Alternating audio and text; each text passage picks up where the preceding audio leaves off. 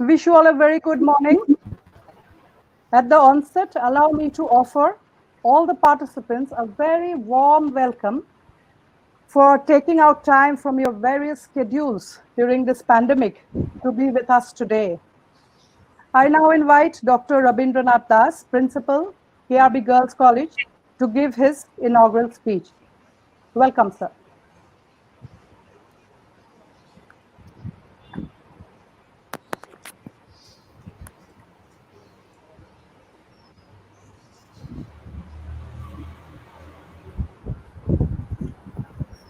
Namaskar. Good morning to all of you. Good morning to you joined here in this webinar on the topic motivating and keeping students engaged during online learning. I, on behalf of our K.R.B. Girls College and webinar organizing committee, wish to extend our warm welcome and hearty gratitude to our learned resource person, Professor Padmini Bhuya Borua, HOD, ELT Department, Guwahati University, and who is also a Fulbright Nehru Academic Scholar and Professional Excellence Fellow 2019-20. I also welcome our Vice Principal, Dr. Mukta Majumdar, faculties and students of our college, and all the participants from different colleges and universities joined here. I came to know that a good number of faculty members, research scholars, and students from Assam and different parts of India and abroad also have shown their interest in this webinar and accordingly registered into the link.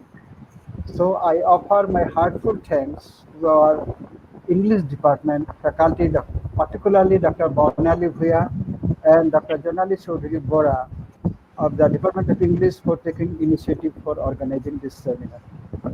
Dear friends, a few days back on 11th July, we had a very good seminar, international seminar, webinar on the topic remote learning and its impact on students. We had a very good discussion on remote learning and a good number of participants from India and abroad. After this webinar, we felt the need to discuss the area how to motivate and keeping the students engaged during the online learning. Accordingly, the English department also have shown interest and they have taken initiative and arranged this platform for discussion. And it is because of the concern given by Professor Padmini Borua on the topic. Dear friends, motivation is the internal process and makes a person move towards a goal. A motive is an impulse that causes a person to act. It can only be inferred by noting a person's behavior. Considering the recent pandemic, we need to motivate our students with the online learning systems. Online learning system is the education that takes place particularly over internet. It is often referred to as e-learning. Our research person, Dr. Padmini Bhuya Borua, will definitely brief on the topic, on the subject of online learning. As we are not able to go to our traditional classroom due to the pandemic, and which is the traditional classroom, we are mostly habituated with the traditional classroom. So, as we cannot go to our traditional classroom, we need to accommodate ourselves with the online and distant learning system. We think that this webinar or the web-based seminar will be useful and effective platform for academic discourse and research deliberations. It paves the way for new research in the area. Education systems and programs passes through the process of reorientation from time to time. In the knowledge society, we also subject to influence of new dynamism and explore new dimension in the area according to the changing requirements of the society. So we have high hopes and expectations to explore potentialities from this webinar. Dear friends, let me introduce you with our Kamakhya Ramborua Girls College, or shortly K.R.B. Girls College, which is located in the MB Road. MB Road means Moraborelu Road, Photasin, Guwahati 9. It is the second women's college in Guwahati. It was established on 14 April 1971 by some social thinker of the locality with the objective of advancement of common education in Assam. This year, we are celebrating Golden Jubilee year as it is going to complete 50 years on the next April.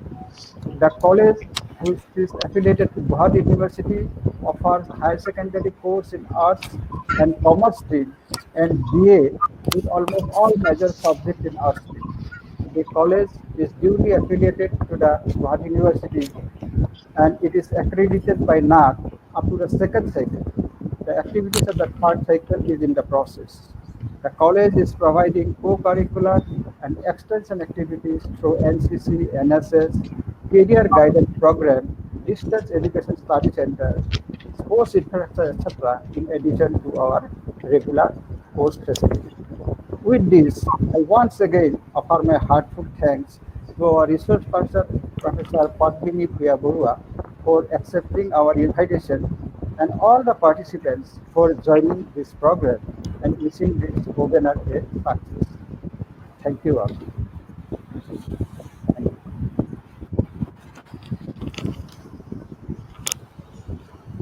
Thank you, Principal Sir, for your inaugural speech. Now I invite Dr. Mukta Majumdar, Vice Principal, K.R.B. Girls College, uh, to enlighten us on today's topic. Mukta Majumdar.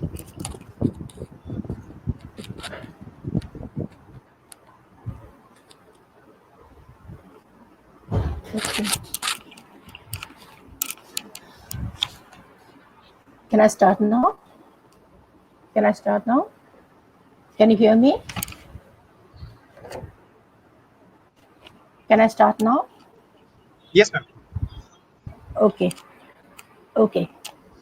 As Vice Principal of K.R.B. Girls College, I, Dr. Mukta Majumdar, am very privileged to be a part of the webinar organized by the Department of English on a very time-relevant topic, motivating and keeping students engaged during online learning. Thank you, Dr. Bornali Bhuya and Dr. Junali Chaudhary Bora for organizing the webinar. I also offer my gratitude to our principal, sir, Dr. Ravindranath Das, for always encouraging us in any kind of academic exercises. Good morning. I warmly welcome all the participants of the webinar joining from different colleges and organizations. My warm welcome also goes to the resource person of the webinar, Professor Padmini Bhuya Borua of the Department of ALT, Guwahati University, who is an eminent scholar and researcher. Today's topic is very important considering the present situation. Outbreak of COVID-19 has devastating effect on every sectors of the economy of the world. Education sector has been severely affected as frequent lockdown compelled the educational institutions to suspend its conventional phase in teaching learning process. With social distancing, it is just impossible to start the process till the situation improves. In such a situation, to continue the teaching learning process, remote learning is the only alternative. Therein, various challenges confronted by the teachers, like scientific designing of the study materials, so that along with knowledge gathering on the subject taught, the motivational level of the students are held high. It has been noticed in my personal observation that as there is uncertainty of commencement of examinations, students are now gradually losing interest in e-classes. In such a situation, motivating and keeping students engaged during online classes is a big challenge for the teachers. Today, we are fortunate to have a very resourceful person to talk on the subject. I had an opportunity to attend one of the deliberations of our respected resource person while participating in a short-term course on gender sensitization. I was very much impressed by the deliberation. It was a captivating one.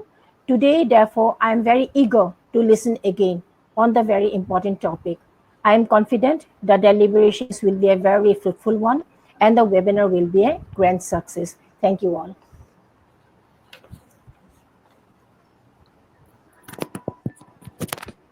Thank you, Dr. Mukta Majumdar, for your very important words, it's the beginning of our webinar today. So I am now coming to the main part of our webinar. The main speaker is going to speak now, for which we are all waiting. We have been waiting for a long time. So let me start with a quote. Online learning is not the next big thing. It is the now big thing. DJ Abernethy. Ladies and gentlemen, colleagues and students, it is time for me to invite our key speaker today, Professor Padmini Bhuya Barua. If we would have been in a real room, we would be clapping now. We would be giving her a big applause. So I would like to give her a big applause. Thank you so much.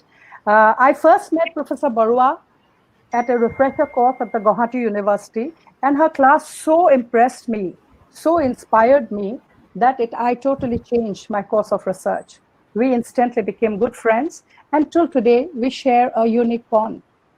Professor Barua believes that knowledge should be open to everyone and not confined to certain classes of society.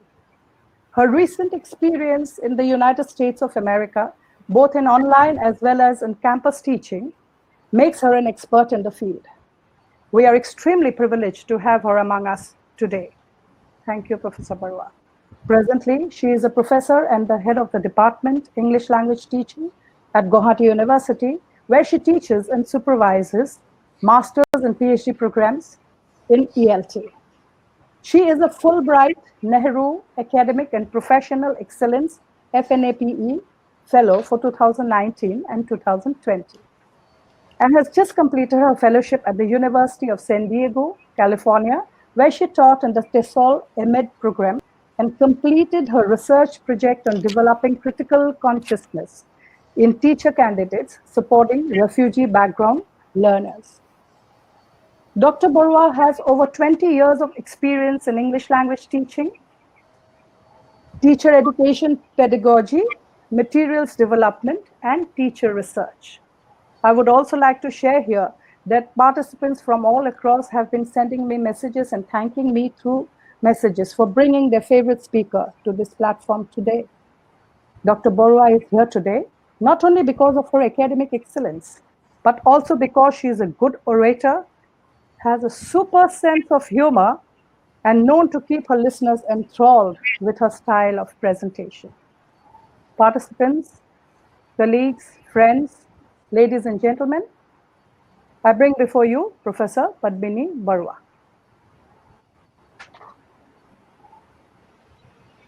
Thank you, Dr. Bornali Bhuya. As always, you are very, very kind to me, and I must thank you all for having me here. I'm very, very grateful to K.R.B. Girls College, to Principal Dr. Rabindranath Das, to Vice Principal Dr. Mukta Majumdar, to Dr. Bornali Bhuya, Head of the Department of English, to Dr. Janali Chaudhary Bora, colleague from the Department of English, and to all the participants that have taken time out today to be here and to listen to me. I do get carried away when I talk, so I have requested Dr. Bornali Bhuya to let me know when I'm 30 minutes into the presentation and also 45 minutes. And Bornali, I'd request you to send me a missed call because my phone is on silent. I won't be able to see messages. Will do. So Will do. I hope what I have to say today is useful to at least some of you, and I would be very happy to answer questions at the end of this. So I'm going to begin sharing my screen now. Abhimanyu, I hope we are ready. Okay, I'm assuming Abhimanyu can hear me. Yeah. Okay. I'm going to stop my video and then start screen share. Thank you for a patient hearing, everybody. I'm looking forward to this hour with you.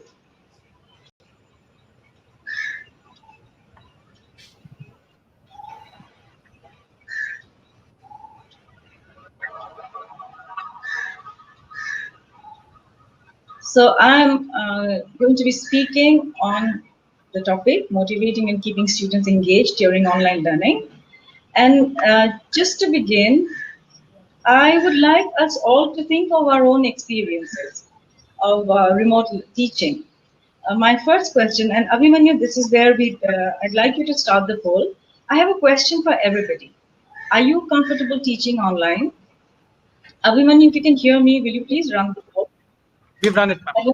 all to respond to this question.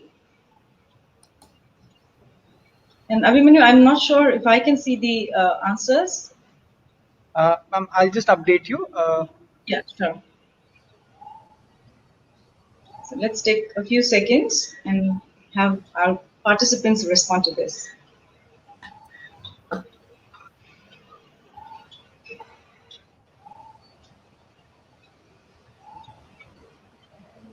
Are we Ma'am, giving all the questions? we are Okay. at 55% yes, about 7% no, Okay. and about Mhm. 45% maybe somewhat. Okay, that's a really honest answer. Let's go to the next question. Are you comfortable using different digital resources to teach online?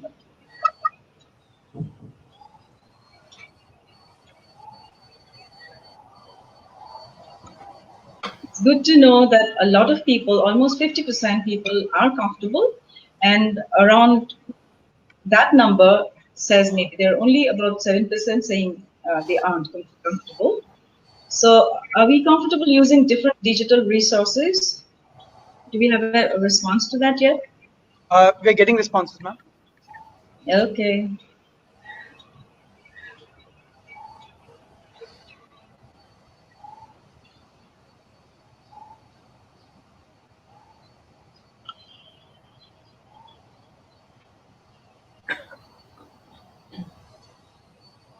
So, ma'am, we have 47% saying yes, 11% saying Good. no, and 41% saying somewhat.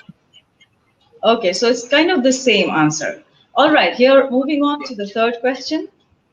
Is motivating students to attend online classes a challenge? Are we just assuming it's a challenge, or is it a real challenge faced by people who are teaching and learning?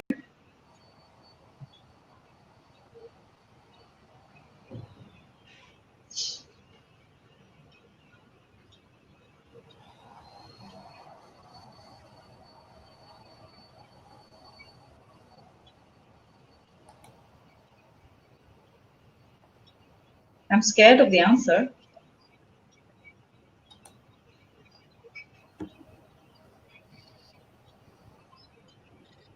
So here, ma'am, 76% say yes, uh, 10% Okay. are saying no, and 12% are saying somewhat.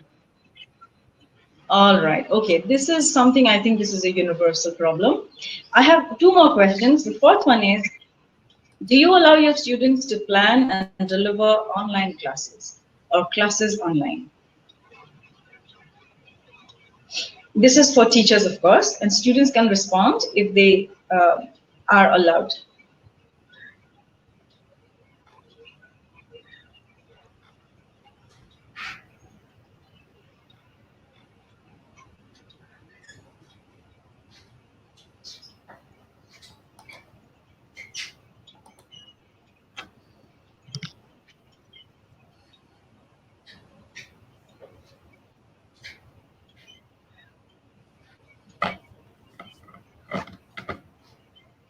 Are we getting some answers to this? Yes, ma'am, but very mixed responses here. Okay, so we Okay. have 40% yes, 22% no, and Oh, 36% sometimes. 40% yes is a really, really good number. I'm really happy to hear this. So let's move on to our last question, which is, do you think students spend more time on online entertainment than on studies? Again, students can give an honest answer here.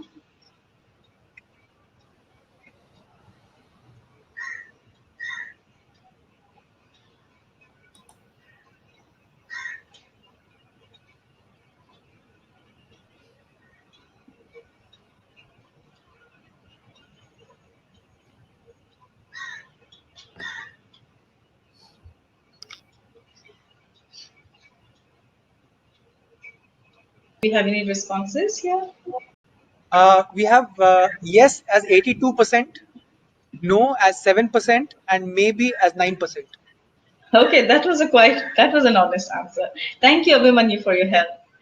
Okay, so moving on, what do the results show us? The first thing is that we are not alone. 49% at least more than between 40 to 50% people are saying the same thing for all the positive answers. Similarly, we are having the same kind of responses for the negative answers and the maybe questions, which means that we are not alone. And one thing that we realize is that some things will not change. The syllabus is the same, the learners are the same, the exams are the same. What is different are the modes in which we are uh, teaching and learning now. And then we also must realize that technology cannot replace us. Technology is just something, an aid to support student learning. And I love the fact that I'm learning something new. I've got more gray hair, and hair color is a little difficult to get now, but I feel that I'm becoming more youthful because of the opportunities that I'm getting.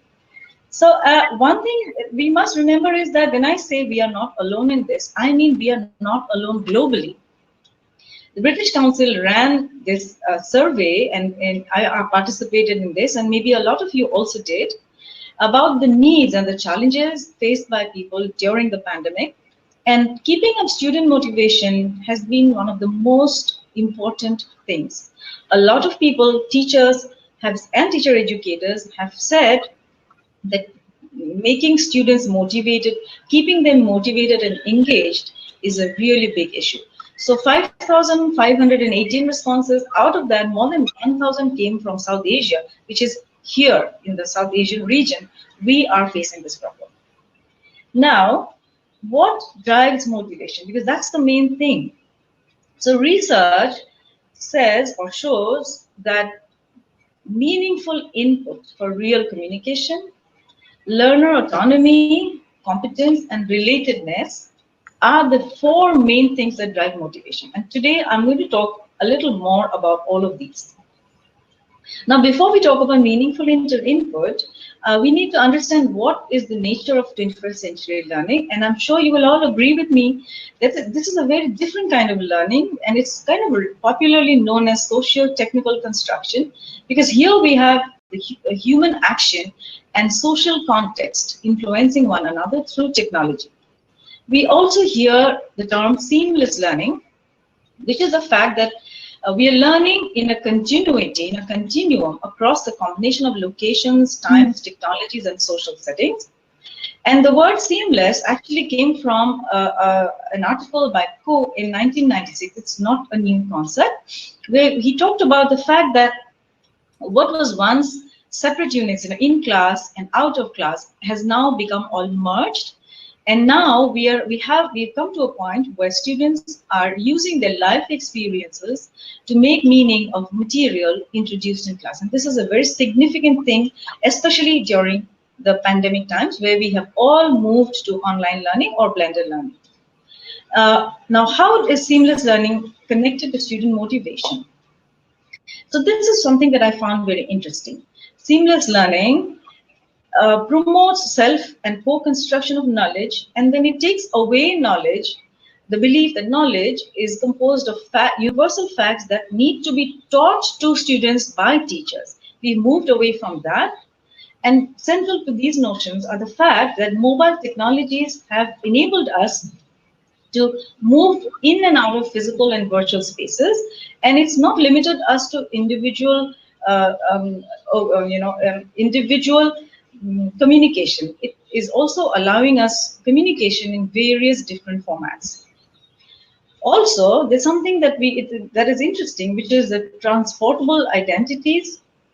Because of the way learning spaces and contexts have changed, the focus has now moved from teachers telling students or giving knowledge to students students and teachers jointly creating and sharing information through all of the various online and devices and apps and technologies that are afforded to us.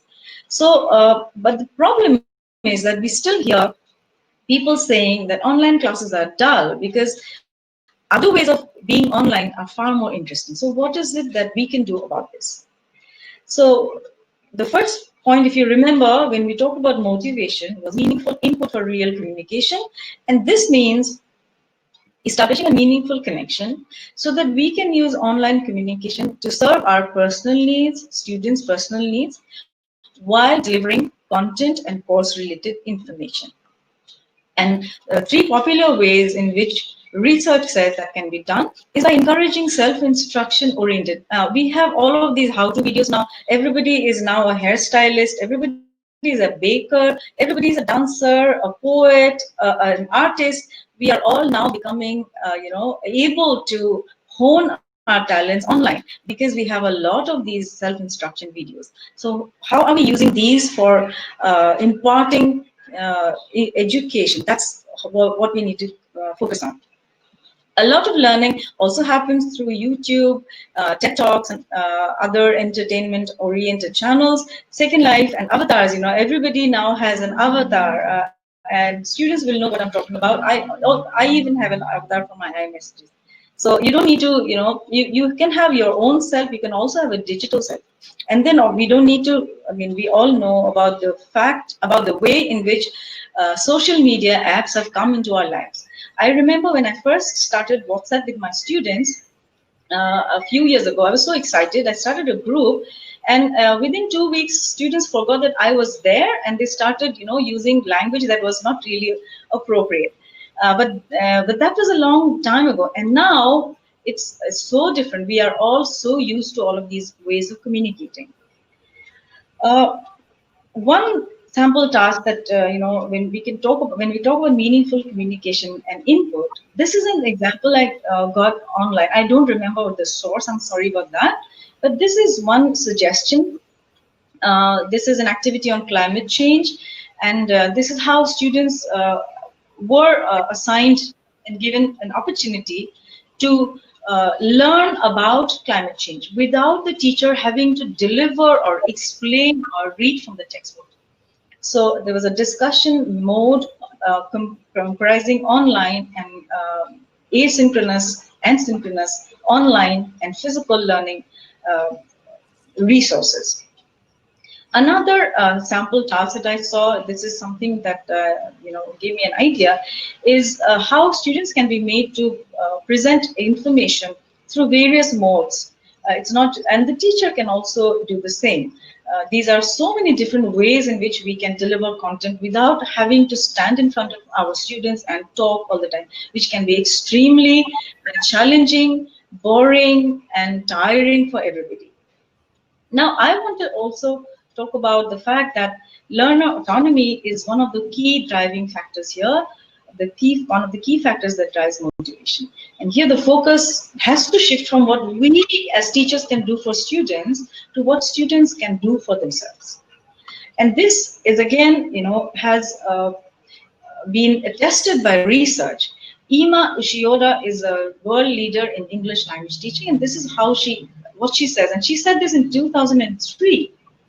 The fact that it's time for role reversal and for moving students from being novices to experts such that they have more control over aspects of their own learning. And this is one way in which we motivate we develop intrinsic motivation, which is the motivation that comes from inside without any external reward.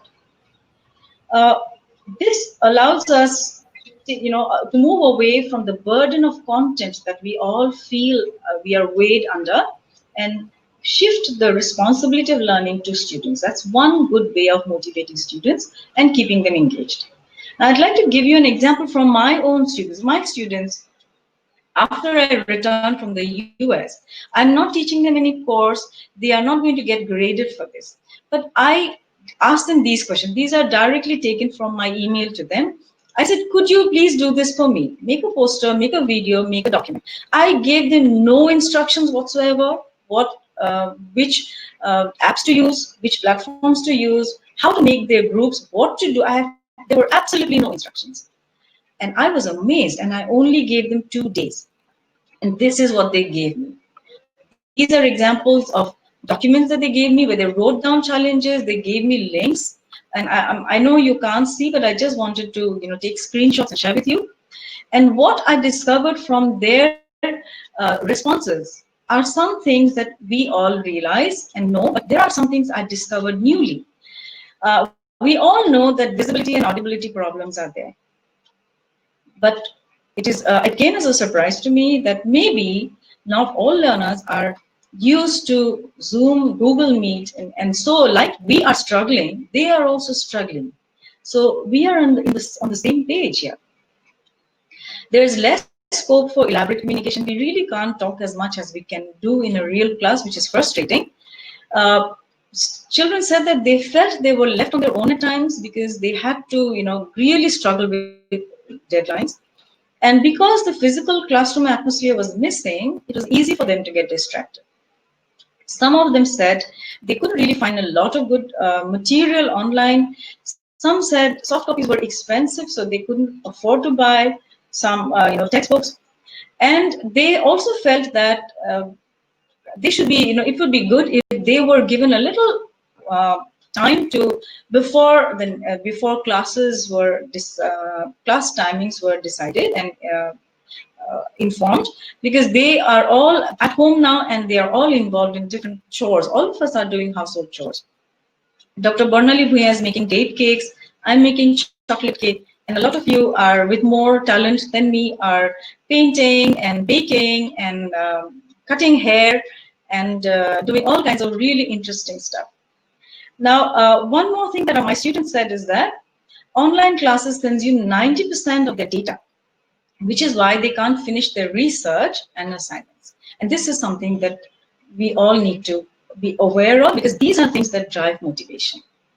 And I want to share a sample video, the videos that, one of the videos that I saw that they shared with me. I'm not sure whether we can hear them. Abhimanyu, can you run that, please? Will you be able to run the video, Abhimanyu? I can run the video, but unfortunately, I don't know if the sound is going to work or not, but I'll still run it. Okay, okay. So shall I, what do we want me to do? Shall I stop screen share? Yes, Or shall I? Okay, I'll stop. I'm stopping screen share.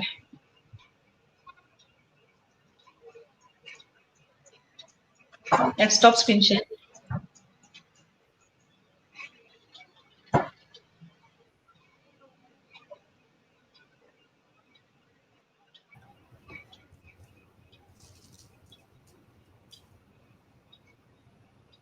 This is just a short video sample that I would like to show my participants.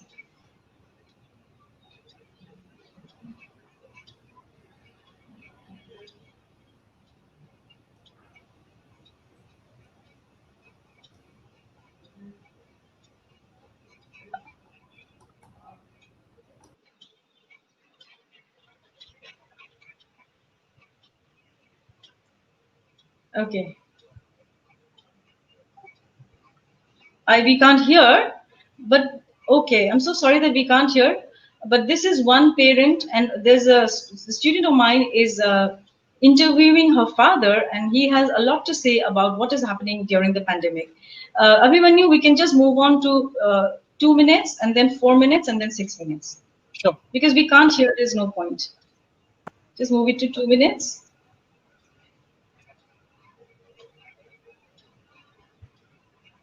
Okay, I think, just move it to 4 minutes. I'm so sorry about this. I just wanted to show you that there are at least 3 different sets of parents. And show me 6 minutes. Yeah. So these are at least 3 parents that are sharing their concerns about what is happening to them and their children and to the world at large during the pandemic. Thank you, Abhimanyu. I think we'll continue with my presentation. Thank you. So,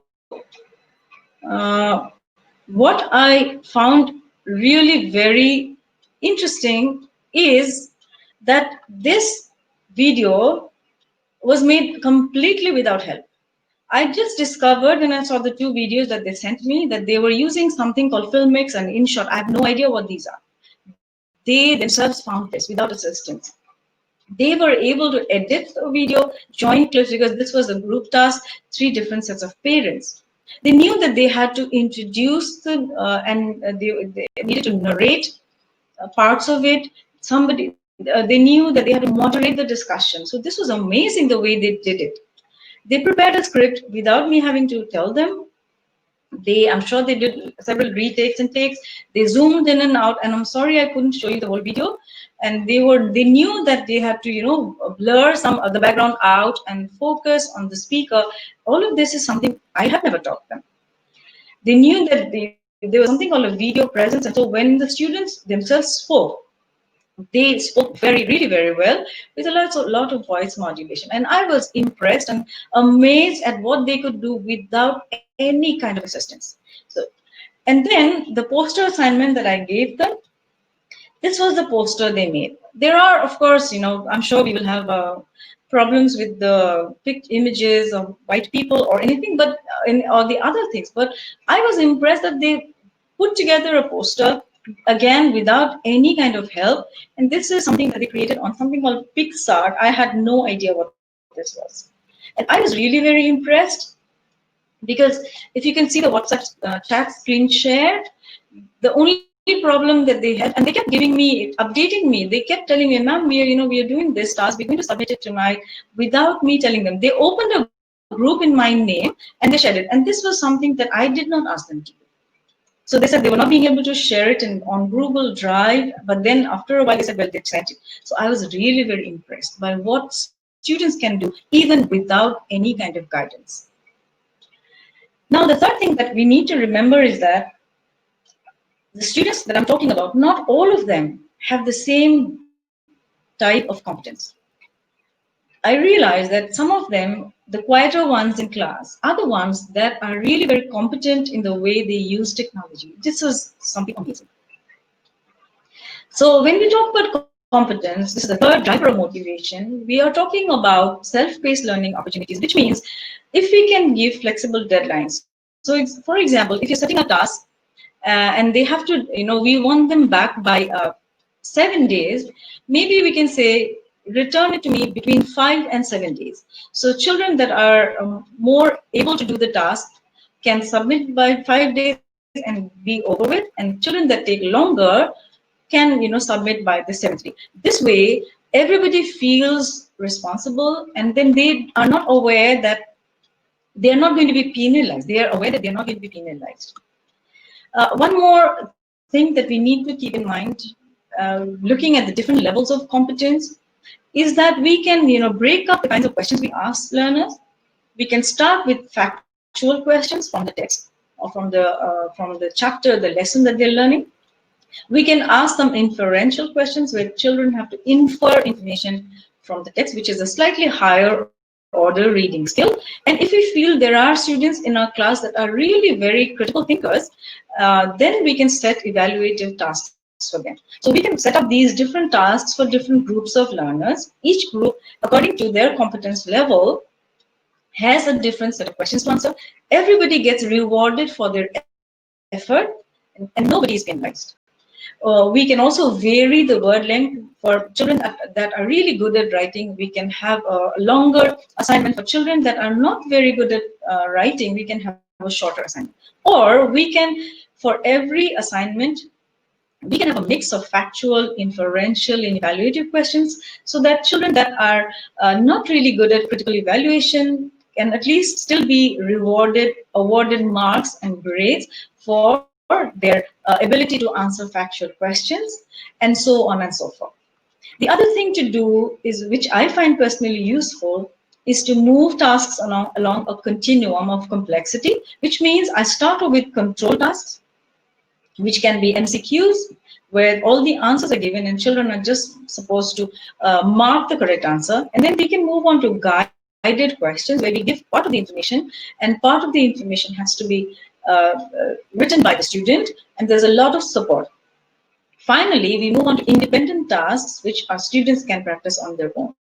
So moving tasks along a complexity continuum also ensures that all levels of learners stay motivated and on task. A fourth way is to offer a variety of ways to submit assignments. This is something that we had probably not done in the pre-COVID normal world, but now, since we have access to technology, we can have a variety of ways in which children with different kinds of competence levels and abilities can submit their assignments. And this way, everybody stays motivated, everybody stays interested and engaged. This is a screenshot from the course that I was teaching last semester with my colleague at the University of San Diego, Dr. Serena Molina. And this is the course was called Special Topics in ESL, working with refugee student populations. And this was a graduate course, which means this was an MA level course. So if you see the syllabus structure, of course, American syllabuses are extremely structured, and we used to have a 3-hour class once a week. But everything was laid down beforehand. Everybody knew what they had to do. So for the Friday, September 13th class, we had a film screening. We had an in-class activity where students would share their stories, and we would have guest speakers sharing stories, and they would be a lecture on how to take an action research perspective, which was what I was teaching. And if you look at this on the rightmost column, students were given a link to stories of refugee experiences that they had to read on before coming to the class. And during the class, they would have to select one of the stories that are among a whole set of choices, and then complete their assignment on that. Similarly, for the next week class, there was a clear indication of what they had to do. Now, what I'm trying to focus here on is the fact that there were various modes of imparting learning, there were various modes of constructing learning, and teachers and students were together involved in the construction of knowledge around refugee experiences. And one of the projects that was about that had to do with making a book presentation on the refugee experience. And in this assignment, students were asked to create a 10 to 15-minute presentation on essential themes from the book that they had read. And it could be in iMovie form, it could be a reenactment, it could be musical, it could be a poem, it could be a commercial, any creative form. And one of my South Korean students, called Soo Young Lim, chose to read and respond to a book called The Night Diary. It's a really very nice book. And this is what Soo Young came up with. She made this poster with the title, The Night Diary, and she had a poem for each one, and the poems, the sentences from the lines from the poem related to the story. And then she made all of us put up these ideas on the poster. And finally, she said, it's your turn, complete the verse. So each one of us, teachers and students, had to write one sentence from from the experience that she narrated of the story. And we loved the work that she did. And I tell you, each student brought to us very, very creative ways of presenting. Of course, I'm talking about a physical classroom, but there is no reason why we can't do something similar online. So this is just an example of what students are capable of when we give them the onus of the learning, the onus of the responsibility of the learning experience. Now, the fourth point about motivation is relatedness, and it's a very important concept that's not new. The idea of relatedness actually germinated or started from the self-determination theory proponents, especially Edward D.C. and Richard Ryan in their 1985 book. And if you look online, if you want to watch them speak, these scholars are still talking about self-determination and the need to have relatedness, which is a really important concept, along with autonomy and competence, about the fact that human beings need to establish and nurture a connection. And now, during the pandemic, even though we are all in lockdown and we are isolated physically in our houses, we are all together virtually. And that's a really, really big boom. And so now we need to shift focus from the teacher as deliverer of knowledge, from teacher as facilitator of knowledge, to teacher as activator of knowledge, where we just start students on and allow them to use their creativity in learning what we need to teach them. Moving on, I'm just going to summarize a little of some of the points that we talked about right now.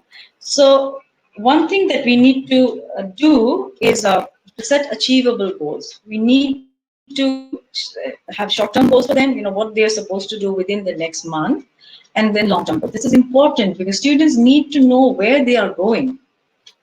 I found this a very useful advice from Professor Rama Matthew, who is the retired Dean of Education, Delhi University, and an ELT expert.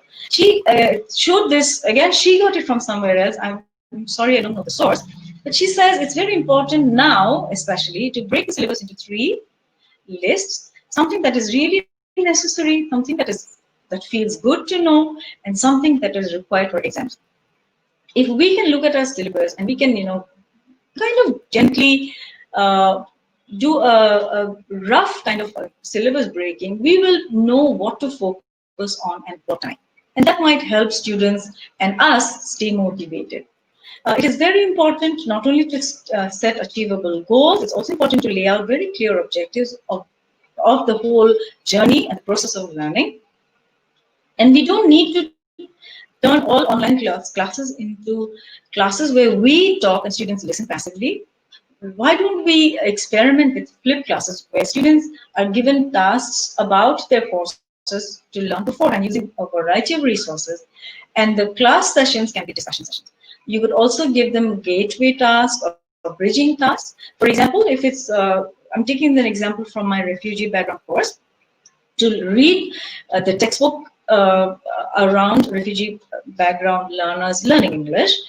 We made people read stories, personal stories of refugees. We made them watch some movies online about the refugees' condition and situation.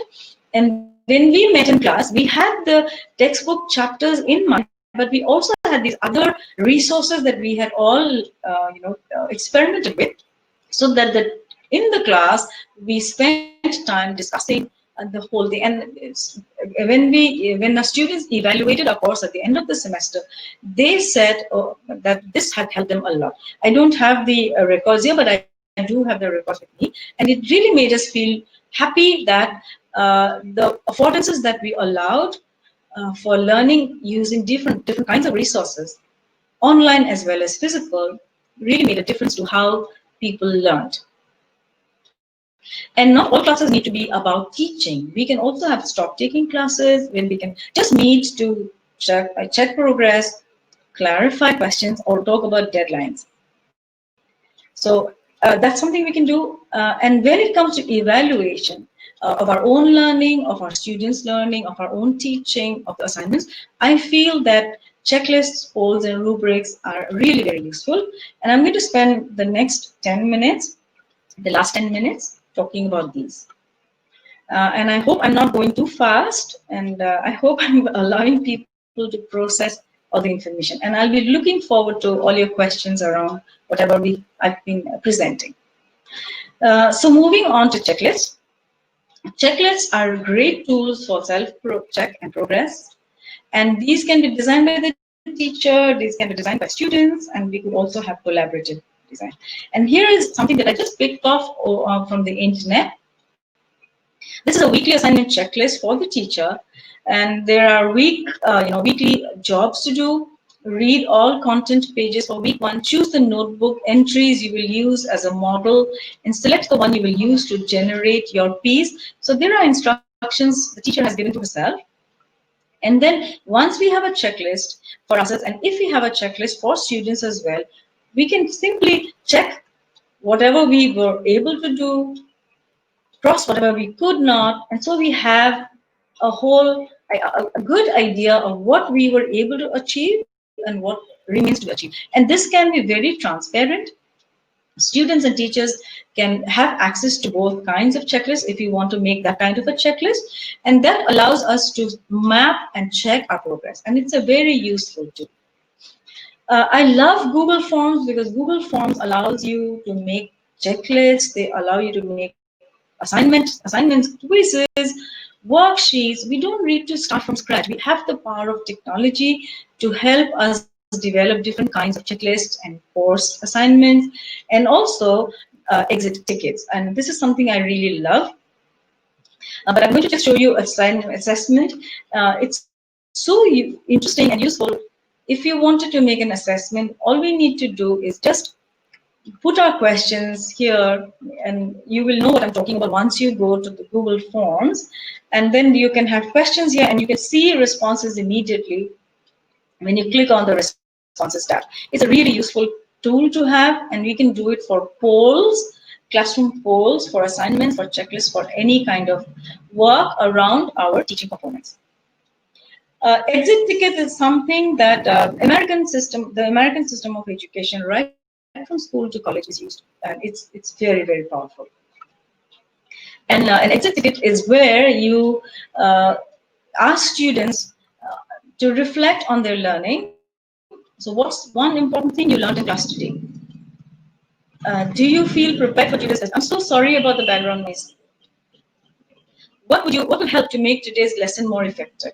And if you have a record of what students have to say, then students feel more responsible because they have to answer this, and teachers understand what has gone well and what needs to be done. So exit tickets can be used to evaluate a class or a whole course.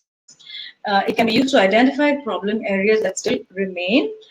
It makes students and teachers both more accountable, and it allows us to reflect on our learning. It allows both students and teachers to reflect on the learning, and reflection is a very important part of learning. Uh, we can also run polls. I find this very convenient. Doodle poll, if you use the basic version, it is free.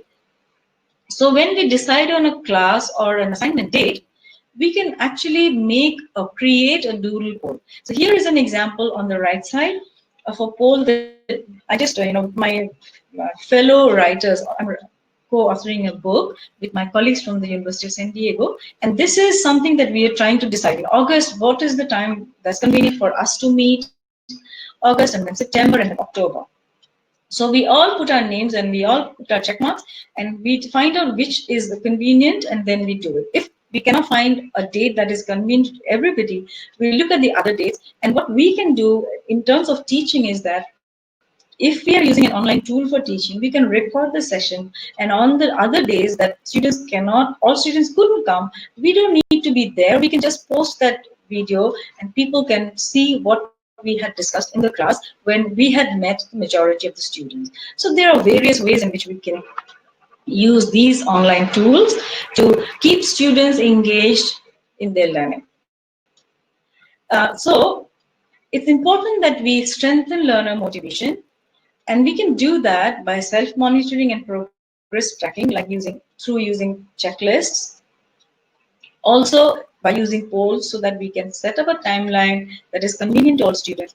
And this is important because, like my students said, everybody is doing a lot of home and housework as well. So they need to know a little in advance what is the time that is convenient for everyone to meet or submit assignments.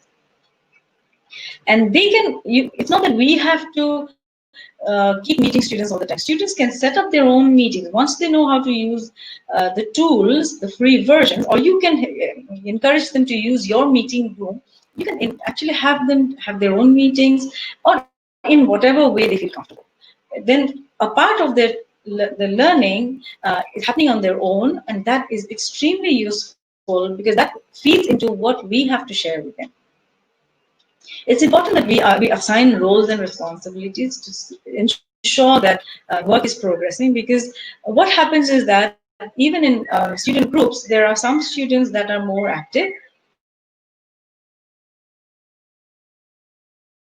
responsibilities to students that are active and passive. Abhimanyu, Yes, ma'am. uh, what happened? It's just stopped. I think Padmini ma'am has gotten disconnected. I think her network is having issue, which is why she's left. She's got disconnected from the room.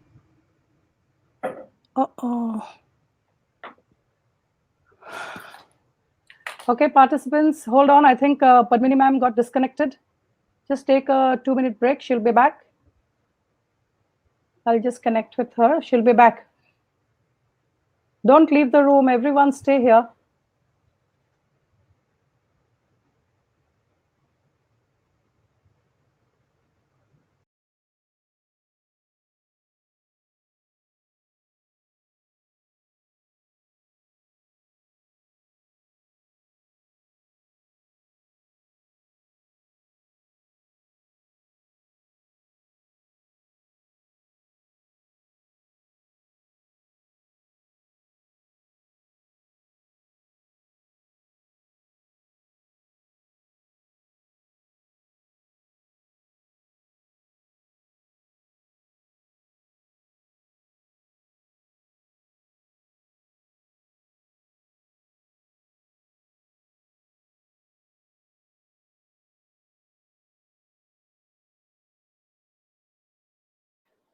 Padmini ma'am is trying to connect. She has just informed me. So just hold on for a few minutes. She'll be here shortly. And I hope you all are enjoying the webinar. You can put your response in the chat box. I can see everyone responding very well. Everyone is very keenly interested in what she's saying. And since I've got these few 2 minutes to speak, let me tell you that don't worry about not getting all the slides. There will be a recorded version of this webinar available for you. And don't forget to give your feedback for your e-certificates. I'm reminding you of that. The link will come shortly after the webinar is over. I think Padmini ma'am has come back. I think she's trying to join. She'll be back in a few seconds. Just take a break.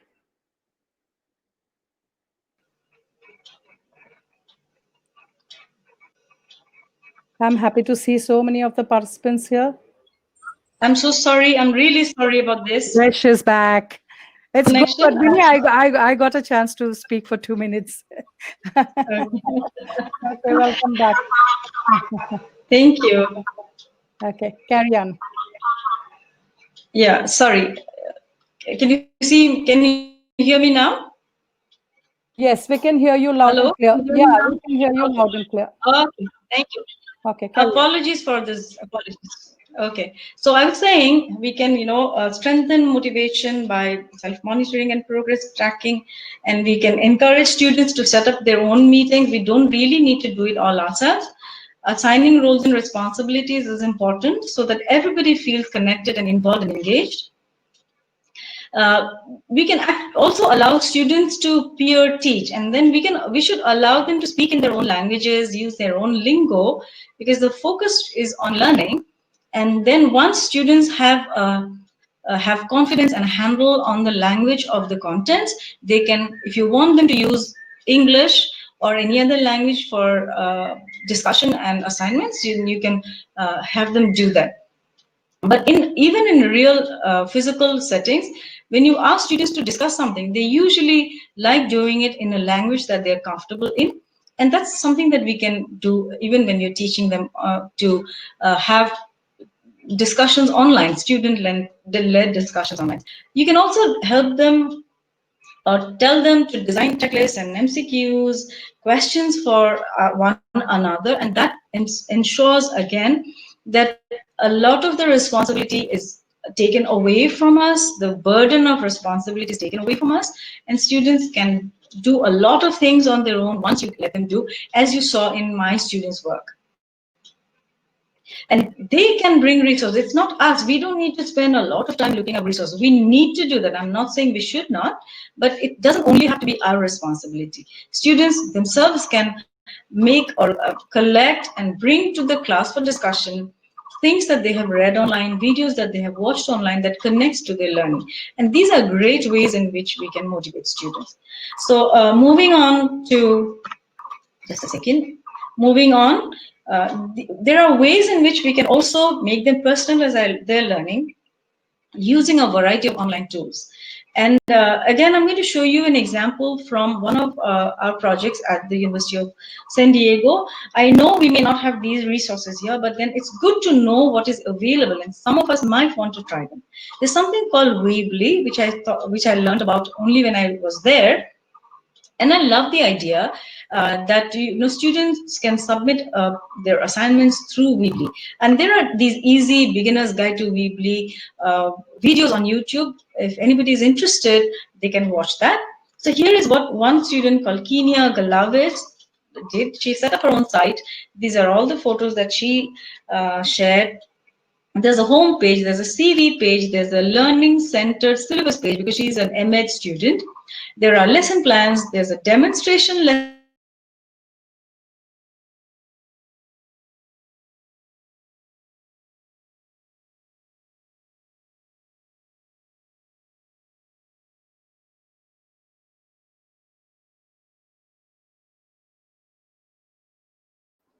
page, there's a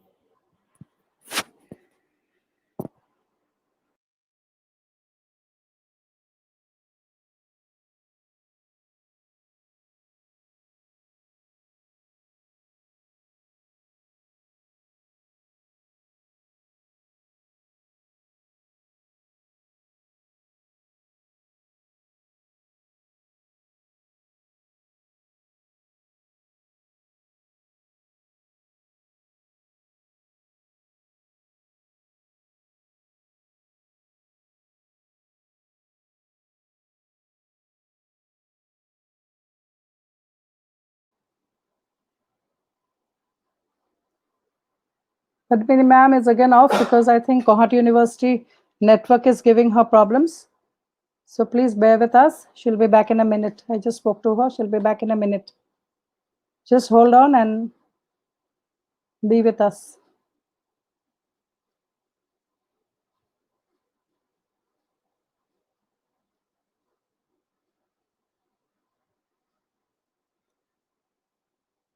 Guwahati University has a very bad, poor network.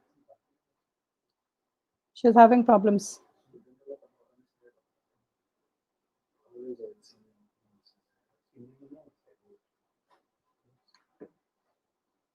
Please hold on. She's trying.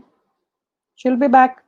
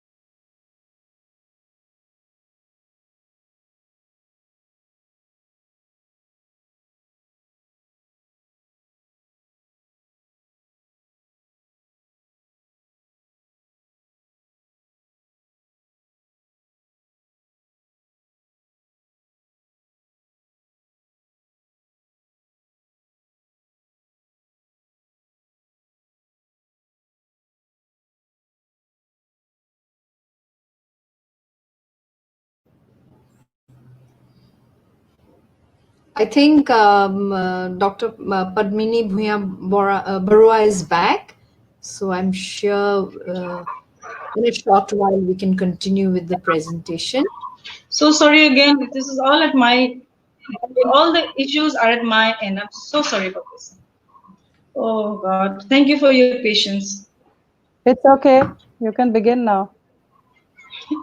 I can resume now. So I You can was resume now. talking about, I was talking about using rubrics, and I love rubrics because that allows me and my students to keep track of how I want them and how they are expected to respond to assignments. So a rubric is an instrument that has criteria on how we want to assess them. It has levels of performance, and then it has boxes where we indicate the descriptors of every performance. So here are some examples I got from the internet. This is one on learners, engagement in class. So there are these criteria: level of engagement, listening, questioning and discussing, behavior, preparation, problem solving, group partner frameworks. And there are the grades, grade levels. 4 is very competent and 3 is somewhat less, and so on. And these are the descriptors. So this one is for learner engagement. You could have something for a presentation using criteria such as body language, eye contact, pacing, poise. For written assignments on writing style, on knowledge. And here is an example from one of the rubrics that I designed for a course that the University of San Diego once again. And this is a final assignment rubric, and you can see the criteria here. You can see the achievement levels. The first is meets or exceeds expectations, and then anybody that falls into this category gets between 80 to 100% of the grades. We can use adverbs such as satisfactorily, somewhat, etc. Or we could use verbs, we could use adjectives that show the difference between the degrees, and then or they're bad. All of these descriptors. If I award somebody 75%, that person needs to understand that they fall into this middle group, which means the submission somewhat responds to the prompt. It includes a simple description, not an outstanding description. It does hint at connections, but it doesn't really establish connections. And then it has a few grammatical errors. So students know where they are, and they know that they can move from here to the better degree or level. And so a rubric is a really useful instrument for assessment. It requires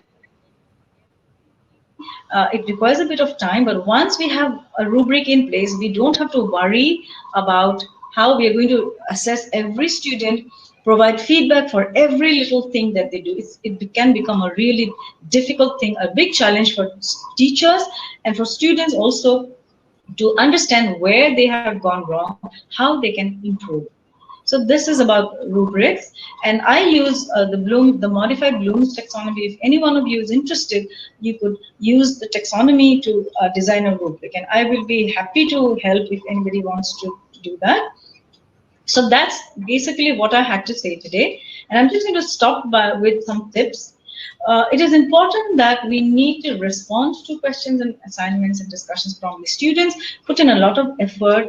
And I know we are all really struggling. Teachers, we are all struggling, but it is important to keep the motivation level of students high by giving prompt responses.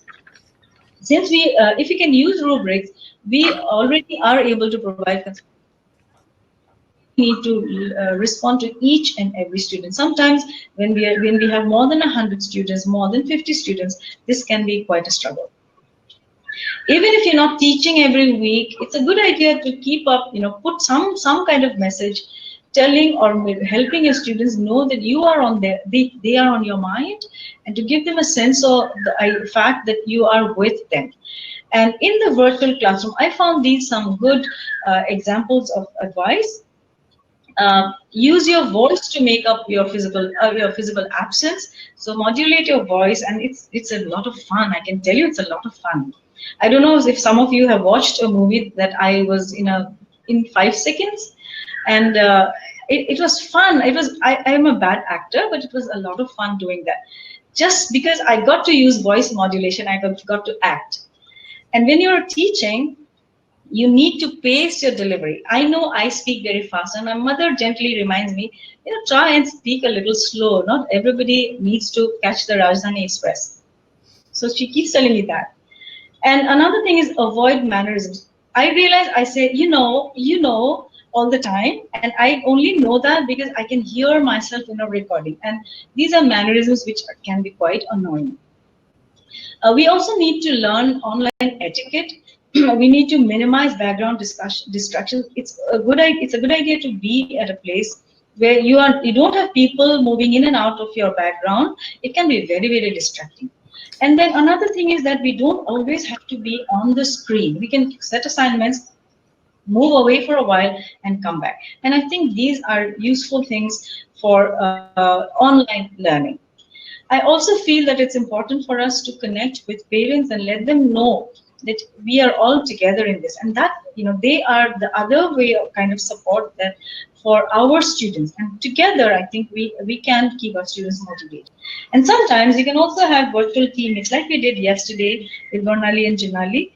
We had a lovely coffee meet, and I got to eat, and I was showing them my food. But we can all bring our teas and coffees, and we can all have a good time together online. It doesn't always have to be very serious learning. So that's all I had to say. And I will leave you with this quote, which a colleague from the British Council, Deepali Dharmraj, shared with me. She says they use this acronym KIND. Be kind to yourself. Be kind to students. And this is how you can be kind.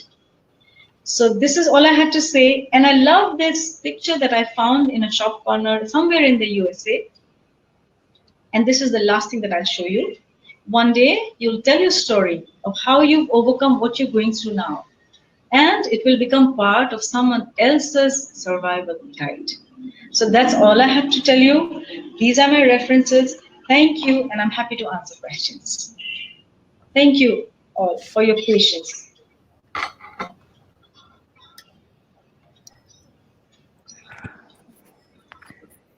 Thank you so much, Dr. Padmini Barua.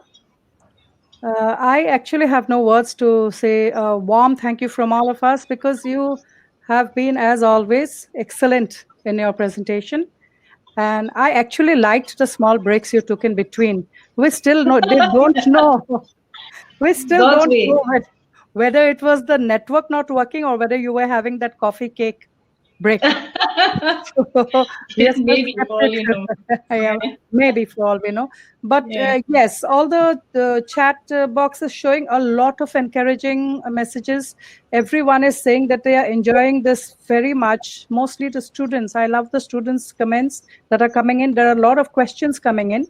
So I will like now to ask Dr. Junali Bora to start her moderating session.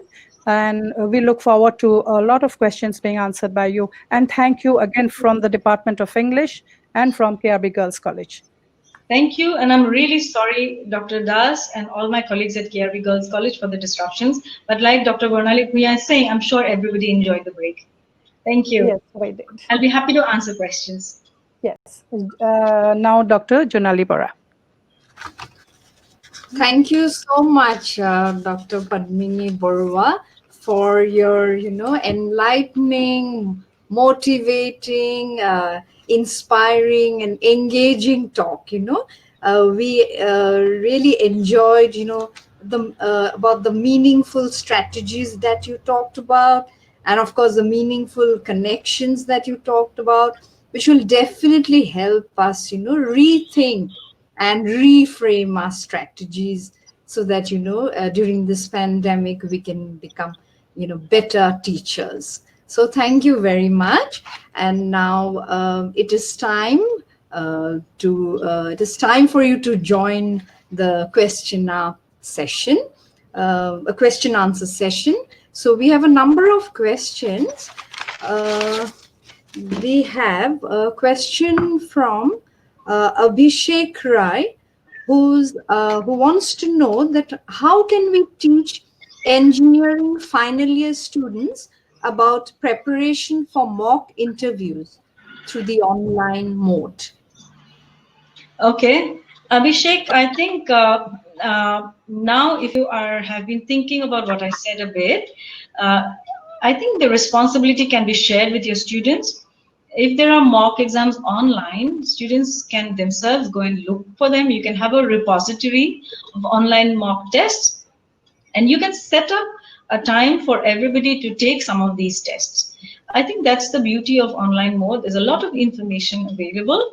all you need to do is facilitate and the session where you can get your students to take the test, or if you feel that you cannot have them together in one uh, virtual meet, you can assign, let them take the test and be responsible for their own timing and for how they behave and whether they are able to process. And if it's a mock test, it's a learning experience. So don't really worry too much if people are not keeping time, people are not being very honest about how they're, taking the test. It doesn't really matter as long as you can have together collaboratively collect a set of tests and have a set of series of practice sessions online. I hope this answers your question. I really don't have much more to say. I don't know about mock tests a lot. So we move on to the next question, where Rashida wants to know that students tend to copy each other's assignments. So how to check this? And then further, students these days are prone to copy information from websites. How to check such kind of plagiarism? Okay. Copying is a very big problem, and this is something that also came up in the British Council needs analysis. Uh, Copying, we cannot really stop copying if children want to do that, but we can discourage copying. One of the ways we can do it is to run plagiarism checks on their assignments. There are plagiarism softwares that are available, and you can share that with your students. And everybody needs to know that if they copy something from the internet, they will be, found out. And maybe you can, if you want to design a rubric, I would say put that as one of the criteria. Originality in writing, use of material from other writers. So you can have a set of criteria around that, so that if you find students copying from each other or from other sources, they will not get the credit for that. They will lose marks for that. I think that's the only way we can reduce and control copying. Apart from that, if children do not want to, they don't feel confident to write on their own and prefer to copy, they can only do that to gain some marks. But then in real life, in the rest of their lives, in their career path, they will not go a long way by copying. And students need to understand that from the beginning. So we move on to the next question, where some of the people, they've expressed concern, like, how can we motivate students living in rural areas where network is a problem? So here we have Nirmali, Sagarika, Shahina, Pooja Ghosh, who have asked the same kind of question. This is a really important question. I think this is where we have to have a blend of synchronous and asynchronous modes of learning. What you could do is ask students, when they do have internet, to write their assignments and save that on Google Drive or share it with you as a Google document whenever they have better internet. We have to work within these limitations. We cannot always expect children to be able to work online all the time. So we can use a blend of synchronous and asynchronous ways of having students respond. So they can give you that. They can share their assignments and their responses to your questions through Google tools such as Google Docs, which they don't need to, they can share with you. Whenever the link becomes active, you will have access. The other thing is, because children still are able to use tools like WhatsApp quite a lot, you can ask them to give you a screenshot of the pages that they have written. And it's a little difficult, of course, but then if that's the best children can do. WhatsApp screenshots, Facebook screenshots shared on these apps might be one way out. That's one way we could have children submit assignments within the challenges of mobile connectivity. Sagarika goes further to say that many students can't afford internet packages for online classes. So, what do you think about that? This is something that's beyond my control, beyond your control. Uh, I know for a fact that our college teachers and we also university teachers, we have been over the years, it's been a tradition for us to help our students financially. We've so many of us, I'm sure all of you have also done that. We've paid for our students' fees, we've contributed money for them to buy textbooks. If there are children that really have a problem with this, maybe we can support them by including them in our family internet packs, or have maybe cheaper internet packs we can provide for them. I don't think we have a very expensive packs. We don't need very expensive packs, but maybe we can say I can support one student with a monthly 399 rupees pack or something like that for a month, and within that month the child can use as much internet as possible. Or if they have other family members, relatives, cousins, friends that can help them this way, that's one way they can do it. This is for people that cannot afford connectivity. For people in areas which do not really have connectivity, I have no idea what to advise. Maybe will have to go back to postal service, or messaging, text messaging and phone calls, where you can have students at least give you a gist of what they have written, and you can probably support them by giving them some.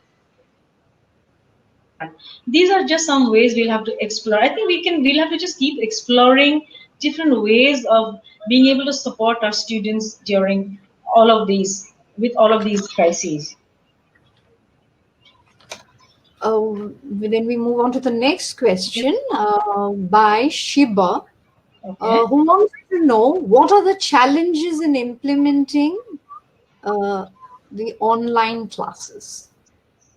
I think we've spoken about the challenges in implementing online classes. We talked about connectivity problems. We've talked about being synchronous. We've talked about being finding appropriate time and preparing. These are some of the challenges, and I think in my presentation we talked about some ways in which we can resolve these issues of having teaching online classes. I don't think I will need to go through all of that again. If you have watched this presentation, and if you can have a copy of it, I think the college would be happy. I would be happy to share. So if there are anything that has gone missing, maybe some of the slides that I used or some of the information that I shared would come in handy. Yes, in fact, people like Pinaki, Abhishek Rai, and then Shiba, they have asked if these slides could be shared and the PPT presentation could be Mhm. shared. Mhm. So would I would like be to. happy to do it. Anything to share, any kind of information. I can, generally, if I may, I can see a question on the chat box by Uh-huh. Aparajita Borwa Phukan. It says, how do we motivate slow learners during online classes? And that's again an interesting, important question. Uh-huh. Aparajita, if you have watched my presentation, I hope I have been able to answer that question. We've talked about if you look at the slide that I shared on competence, that's the slide that basically discusses the fact that there are students of different ability levels, competence levels, and we can provide a variety of services, a variety of modes in which to submit assignments.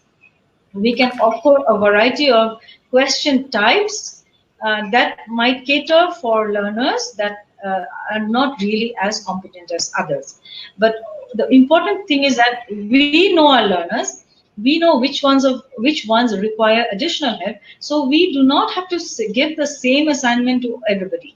I'm not talking about final examination, that's a different matter, but formative assessments, internal assessments, assignments, projects that we give to students, through which we have now been asked to evaluate our students in uh, the ongoing semesters. I think we can have a variety of tests so that everybody gets to respond in the ways that are best available. Maybe what you can do is, because there are some students that are more competent, are more eager, more harder workers, you can give them extra credit, extra marks, but at least we can ensure that learners that are slightly slower still manage to cross a threshold of minimum marks. That's what we could perhaps do. The next question is by Prakriti Sharma, who wants to know if the lockdown period can act as a catalyst for education reforms that many have been seeking. Yes, I hope with you. I am one of those that are hoping that this pandemic has taught us to, refine, modify, and improve our education. In the way we impart education, I think it is time that we moved on to learning management systems. We've always said that India doesn't have, we don't have connectivity, we don't have good services. But look at how we are using whatever available resources we have. If we can have, if universities will have to, of course, help us do this, have a learning management system in place. And I will not talk about what learning management systems are. You can check them online. But a learning management system is a system which allows all kinds of learning. It's a one place platform that allows teachers and students to collaborate. Teachers can upload their syllabuses, their assignments, students can submit, teaching resources are made available, library resources can be made available. It's a great way for learning to happen where everybody is together, whether physically or virtually. So I feel that we have to now very seriously think of incorporating LMSs in the way we impart education. I strongly feel that. So we move on to the next question by Priyanka Basumotari, Okay. who wants to know to what extent the use of ICT information technologies implemented in the teaching processes effectively replace traditional stationary teaching processes. How long can schools and universities last for only in e-learning form? I think we have to accept the fact that e-learning is going to stay. Traditional, I'm not sure whether we will be able to go back to traditional modes of learning. And even if we did go back to physical modes of learning, I'm sure we can no longer call them traditional because we have moved away from how we used to teach and help students learn and also assess learners. I think it's very important for all of us now to understand that this new mode has come to stay and we have to just make the most of it. There is no alternative, and even if we don't use everything online, we have to still use blended learning.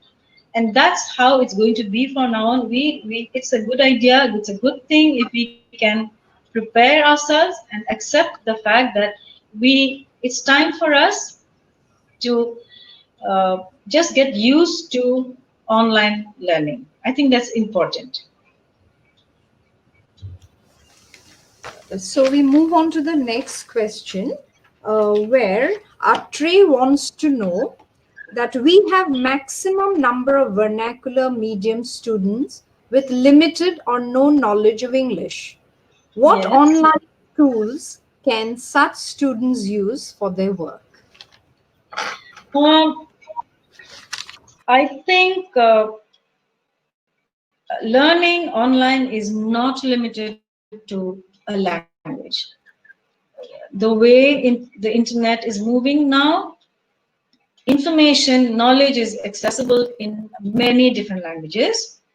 There's a tool called Google Translate. So if you were to, look at an English page, a web page, you can actually have Google Translate for you. There are these ways in which we can do it. You can listen to things in your own language. You can read material in your own language. Not everything needs to be done in English. However, since in India higher education is in English, we can motivate students to listen to the same kinds of things maybe in their language ones and in English ones. And it has to be a self-regulated, self-motivated process. I understand that we have a serious problem with English, because even though we teach English right from grade, I mean, cost any now, the kind of English that we offer students doesn't seem to have worked in terms of developing their competence. And at college level, when they are expected to already come with a lot of English, they do not, and it's not their fault.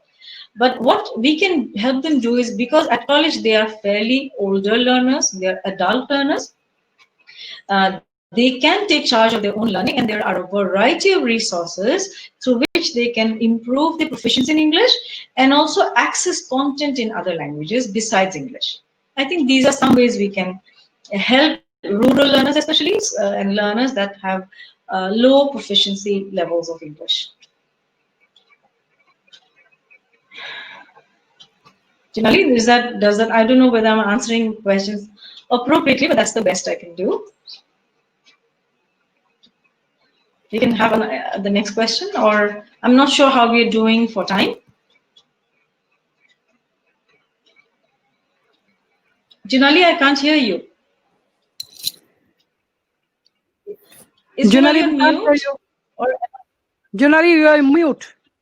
Oh, okay. Sorry about that. Yeah, so are we, do you want to take more questions, or you think? I think it's 12:30 already, and we've already kept people here for more than 1.5 hours. I think we should just let people go. Okay. I'm so grateful that so many people have been here and spent their valuable time with us. So thank you so much, Dr. Barua, for attending to so many questions, and maybe some other time all those who intend to ask you more questions, they can some other platform, they can probably. Absolutely, I absolutely. If people have really serious questions that they want me to answer, please feel free. I can let me. In fact, I can do that. I'm going to type my email address, and if people really have questions that are very, very important to them, I would be happy to answer them. That'll be really very helpful. Thank you so much. I'm usually prompt in responding to emails, but I just hope that we don't have questions that are beyond the scope of my ability to respond. Whatever I can, I will definitely respond to. So I've shared my email, and participants are welcome to write to me, and I will be happy to respond. Thank you very much. Thank you for enlightening us, Dr. Barua. Thank you very much. Thank you for having me. So we come to the end of our webinar today. And at the onset, I would like to thank our principal, sir, Dr. R.N. Das, who has been very encouraging. And this webinar would not have taken place if he would have personally not encouraged me to go ahead. We are a small department with only 2 people. So we have 2 more young girls with us. So we did our best. And I hope all the participants who are here, I suddenly realized that I was speaking in a tone as if I was speaking to my students. So there are many senior people in this room with us today. So I would like to thank all the participants who have been so diligently and with so much of patience have been here. And I'm sure you all enjoyed the webinar. So thank you to the participants. Thank you to my college, my colleagues, and thank you, Junali Bora, for being a wonderful moderator. And thank you, technical team, Abhimanyu and your group. Thank you, Utsav Bhuya, who also helped me in my technical work at home. And now mostly the big shout out goes to Dr. Padmini Bhuya Barua. She is the star today. So yes, sir has joined his hands, and I would also like to join my hands and give a clap to her. Yes. Thank you. A huge thank you to Dr. Padmini Bhuya Barua, professor. So my son kept on asking me, is a professor bigger or a doctor bigger? I think you are. Depends on where you are in the world. Yeah, so I said that both are big enough, but she is the biggest. So thank you very much. And I may have forgotten some teachers here, but I would like to again mention that Dr. Mukta Majumdar, Vice Principal, gave a very good opening. So thank you, Mukta, very much. Thank you to all the students that are here. I can see a lot of students here. Thank you to all the senior people who are here. Thank you to my family. Thank you to Junali's family. And thank you to the entire group that has been here with us today. This was my first webinar and it has been a wonderful experience with you, Padmini. And thank you so much, Padmini, from all of us at K.R.B. Girls College, from our department and from both me and Junali a lot. Thank you very much. Thank We you. hope to do this again. We hope to do this again. Thank you. And I would like to thank Abhimanyu and his group for all the technical support. Thank you so much. Thank you, Dr. Das. Thank you, Dr. Majumdar. Thank you, Dr. Puya and Dr. Bora for having me. And thank you all the participants for joining me. It is very, very encouraging. Thank you all. Would you like to give a message to the participants before you leave us? I think I've spoken enough. Let them. I don't want to say anything more. Thank you so much. Thank I'm you. really sorry about the connectivity issues at my end. Thank you. Sir, would you like to give a message? Sir, kiba message dibo koise?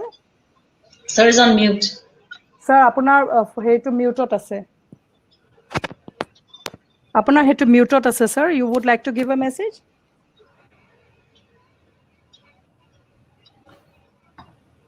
Your mic is on mute, sir. Mic is on mute. Unmute কৰি ল'ব লাগিব।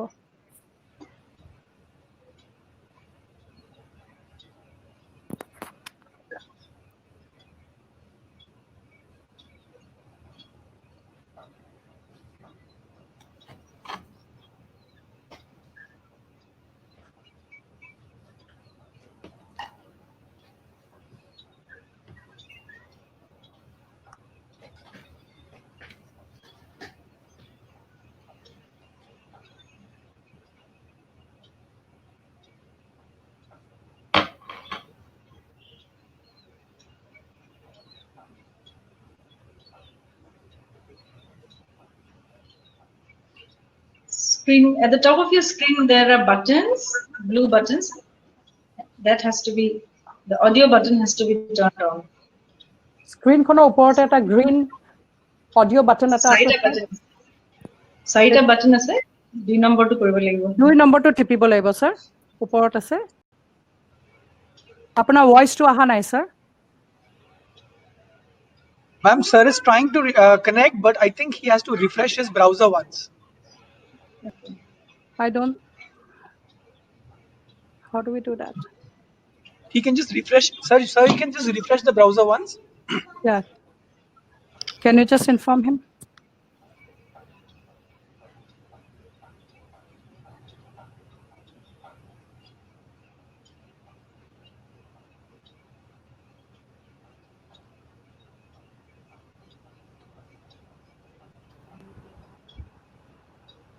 Yeah. Do you hear me? Yes, sir. Yes, we can hear you. We can hear you now. Yes, sir. Yeah, thank you. Professor Bora, it is a nice session. You have presented in a very lucid style, and it is a very useful, informative. What you have said, and I want to also add, in most of the colleges in Assam also, the ITC tools and equipments are there. What you are Wi-Fi campus, whatever the facilities available in the institution, at least we should use their facilities. And for Yes, for that motivation is needed. I think from this session, from your lecture, we all are motivated. Our teachers, Thank you. ourselves, students, and teachers also. I think they are motivated. They should use the equipments available in the institution. And the students also, whatever the mobile, that is network, internet facilities available with them, at least they should utilize this. And subsequently, they can go further and further. We can develop it. Thank you, Professor Bora. It was a very nice session. And thanks to the English department, Dr. Bornali Huya and Jonali Chaudhary Bora for taking this initiative for this session. Thank you, Thank sir. you. Thank you, sir. Thank you. Thank you, sir. Thanks to the Avantix also. Yes. Thank Be you. happy to Thank be you, here. sir. Thank you. So we close the webinar now. Thank you so much, everyone. Thank you, Dr. everybody. Dr. Barua, I just wanted to tell you, Yeah. could you please share the PPT presentation? I will do that. Since many of the attendees wanted. Can I do it? Can I share it with you, and then maybe you can? I mean, Abhimanyu and his team can make it available in the webinar, the registration emails, right? Okay. That would be very good. Yeah. Yes. That Whichever would be is very good. yeah, Then whichever. everyone gets it. Yeah. Okay. Thank you Thank you. so I'll much. do that. Thank you. Thank Bye-bye. you for inviting Thank us. We really enjoyed. Thank you. Thank you. Thank you.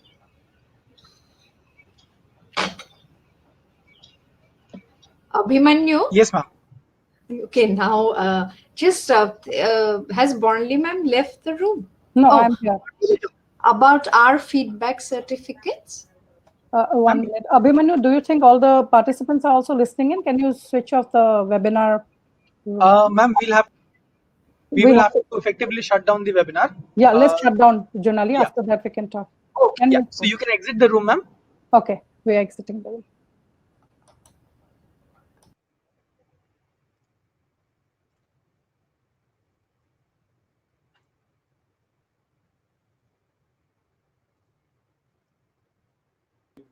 নাই সেইটো switch off কৰি দিছে সেইটো Thank you. Thank you, Thank you, Padmini. Thank you. Doctor Padmini Barua কৈছো মই পদ্মিনী কোৱা নাই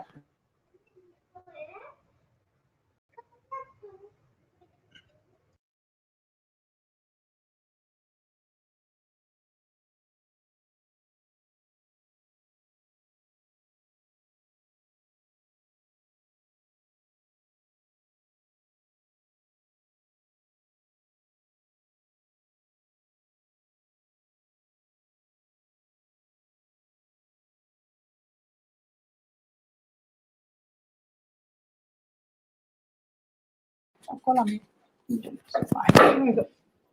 Hello, sir.